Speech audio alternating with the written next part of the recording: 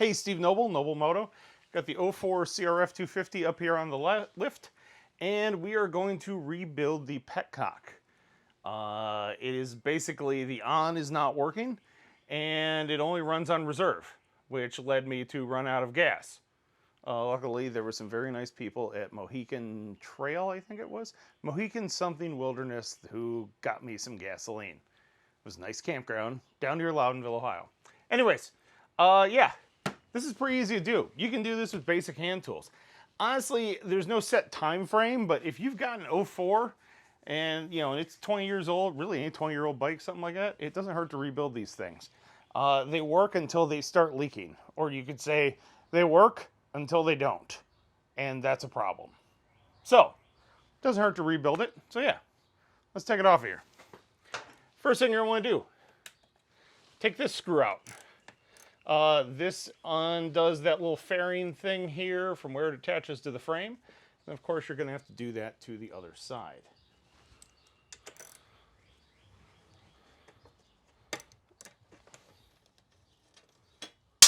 Don't lose your sock. Then, I already undid the fuel line from the carburetor here. You could also undo the fuel line up here at the petcock or fuel valve. But from there, it takes 5/16 or 8mm socket, and we're going to undo the petcock itself from the frame. So we're going to take the whole gas tank off of this thing. Oh, by the way, I already drained the gas out. Highly recommend doing that before you take the fuel valve out. Future you will be very happy. Up here at the top, there's a bolt up here at the top. It takes a 10mm Allen. Spin that thing out of there. Might have to take the gas cap off to get it out of the way. Might be incredibly stubborn. Then from there, you can lift the back of the gas tank up, slide it backwards. Make sure you feed these fuel lines up through there as you take it out. They're going to get caught on stuff on the way up. And up and out, just like that. Now from there, we're going to take the fuel valve off, and then we're actually going to take this pickup out of the bottom of the fuel tank. First thing we're going to do is take the fuel valve itself off of... Not with that screwdriver, we're not. Interestingly thing, it looks like, interesting discovery, looks like this fuel line right here was kinked. So there's probably the majority of our problem. But we bought the parts, so we're rebuilding it anyways.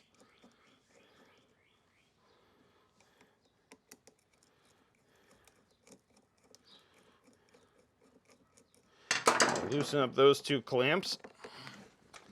The fuel valve itself should pull right off of there. Now we're going to make a note that the upper one goes to the upper one on the fuel valve, and the lower hose goes to the lower port on the fuel valve.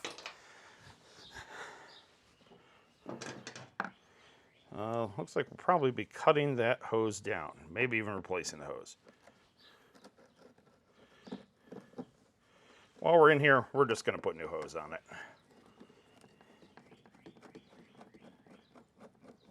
Doesn't cost that much, and we don't know how old this hose is.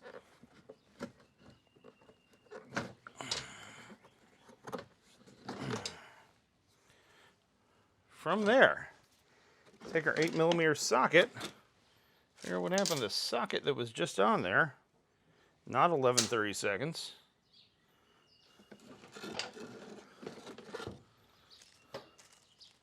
There it is.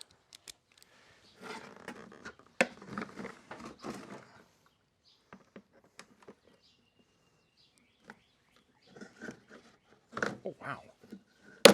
Man.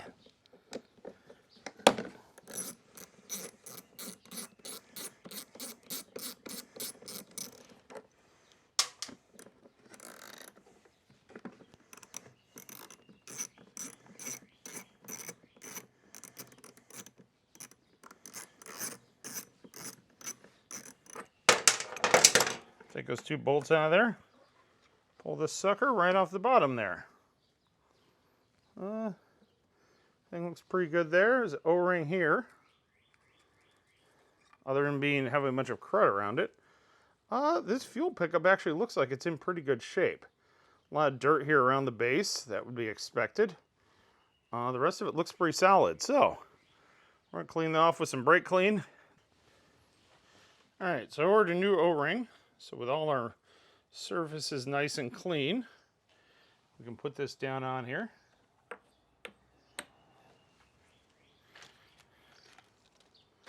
And the rebuild kit I bought actually comes with new screws. Hooray for that.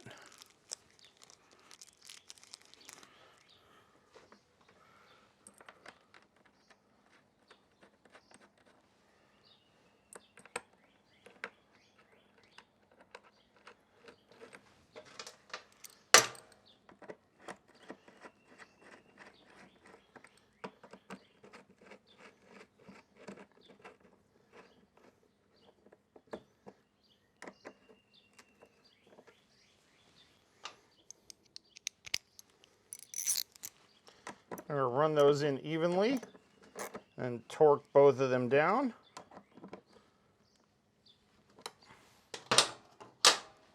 All right, everything's pretty good right there. From there, we're going to rebuild this fuel valve. I'll take this fuel line off of it because, again, we're putting new on just for good measure. Because rubber hose usually deteriorates from the inside out, so it looks fine, falls apart. We're going to take the 2 screws off the outside of this. There's not really a whole lot to these things.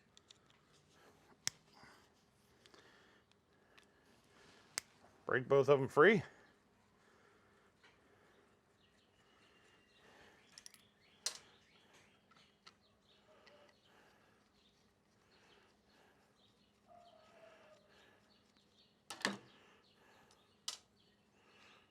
Then you can lift up out of there. There's going to be an outer O-ring on this valve itself. And we're going to take that outer plate off of there. I'm going to set this down. And there's this little metal tab here. It's got the 2 tabs, and the 2 tabs straddle the fuel valve. Then we got the little squiggly spring washer. Now we've got the seal here. Nope, sorry, that's a metal surface. There's an O-ring around the outside, which I probably have to, oh, yeah, we got that with our fingernails. All right, have a square-shaped O-ring. And then down inside the fuel valve here, you have this rubber disc with all the holes in it. This is what seals up what, where, when, who, where, what, and why when you turn the fuel valve on and off. From there, we're going to take some compressed air and blow out all these ports and make sure there's no crud in them. These actually look pretty good. I'm pretty sure our problem is actually that kinked fuel line. Now that those are blown out, we can put the new disc with the holes in it. I don't really know what that thing's called. We can put the new one of those in there.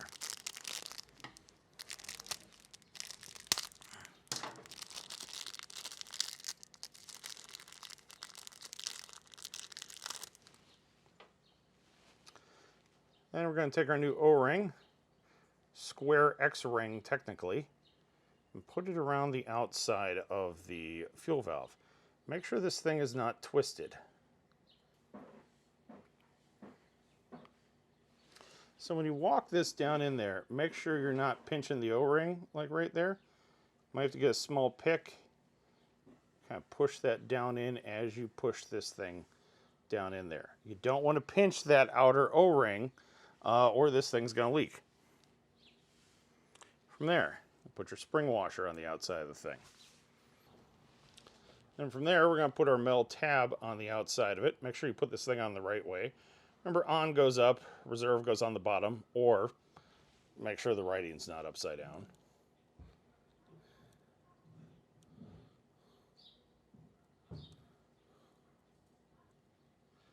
Then start each one of these screws in on the outside.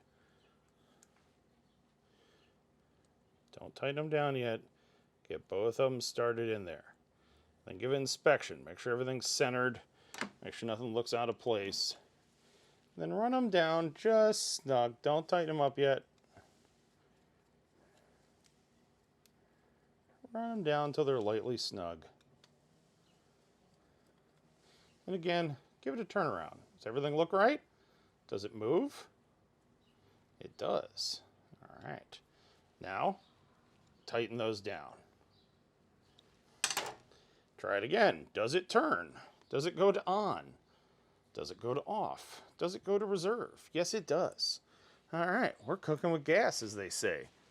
Now, we can get 2 new fuel hoses, especially this metal one that was squishy.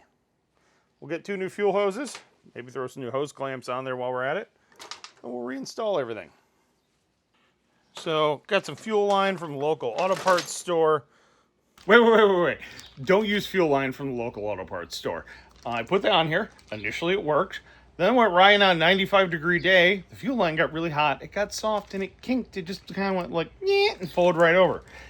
You know, I got the actual molded rubber fuel lines, not the stuff I got from the auto parts store. So go buy the actual rubber fuel lines. You'll be very happy you did. It will keep you from getting stranded in a Walmart parking lot on a 95-degree day, because that sucks. All right, back to the video. Slide the first one on there and tighten her up. You don't have to kill it with hose clamps. Just tighten it up so it's squeezing in on the rubber. There we go. Slide our other hose clamp in place.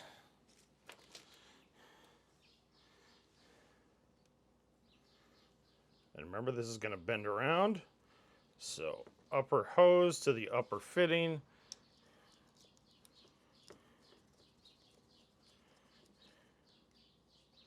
Now also, when you mount this on here, make sure it's somewhere where it doesn't get in the way of your fuel valve, because, you know, that's obnoxious. If you can't turn to reserve, because the hose clamp is in the way.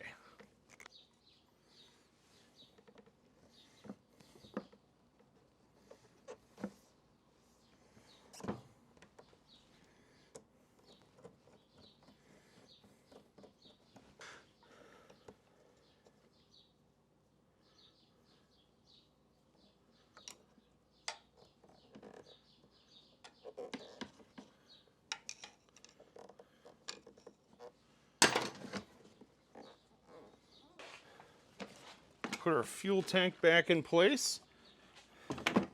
Feed our fuel valve down through there.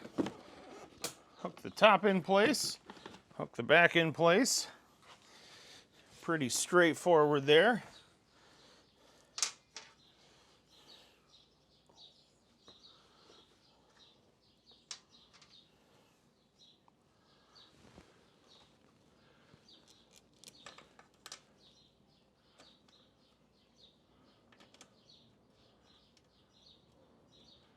And we're going to screw our fuel valve to the frame.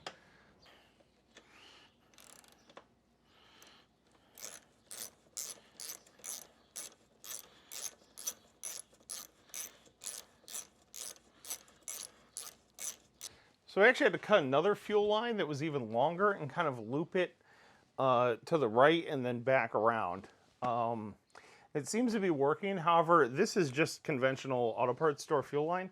So I'm going to look online and see if there's like kink-free or kink-resistant fuel line out there.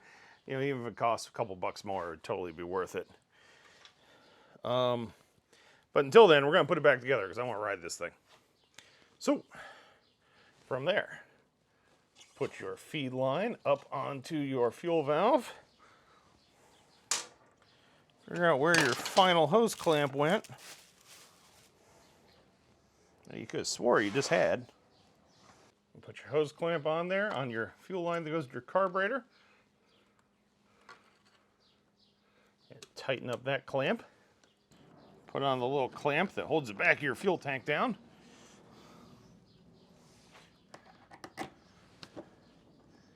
Put in the screw that holds the top of the fuel tank down.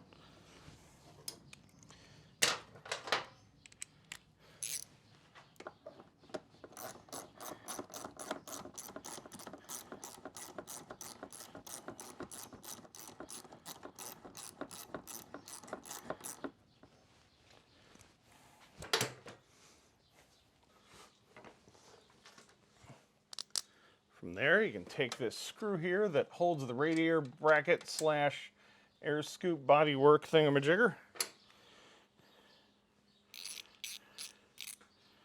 When you figure out where your 5/16 socket went, you can put out, there it is. You can put on there and run her in.